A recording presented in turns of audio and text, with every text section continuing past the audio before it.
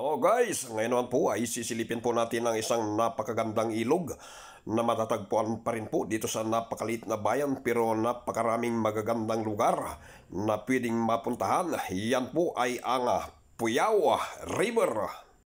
Hello guys, so nandito po tayo ngayon sa ilog ng Puyao, San Nicolas, Pangasinan. Napakaluwag yung area at saka napakadaming cottage. Ayan guys, tayo po ay nandito sa paanan ng bundok. Ayan po, mayroon na rin po palang tulay na pwede pong dumaan ang tricycle, motor. Napakalinaw po ng tubig.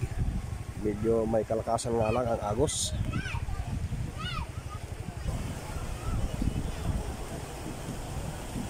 Ayan, malakas po ang agos. So yan, meron pong hanging bridge sa gayo doon. Pansamantalang gumawa ang Barangay Puyao ng pansamantalang tulay.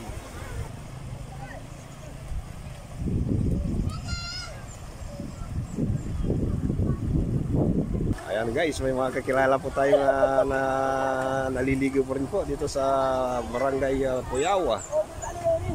Sa part na ito guys ay wala pang laman ang mga cottage. So yan, titignan po natin yung ilog na pwede nating pagtampisawan.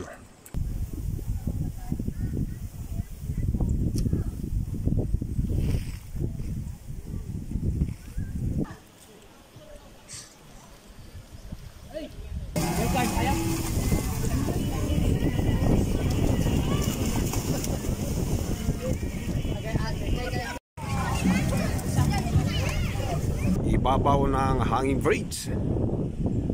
Diyan po ay ipapakita ko sa inyo yung mga maraming cottage po dito sa itaas hanggang doon po sa dulo ay may mga cottage. Ayan po yung dulo ng hanging bridge, pero ang hanging bridge dito po ay tanging tao lamang ang pwede pong gumamit.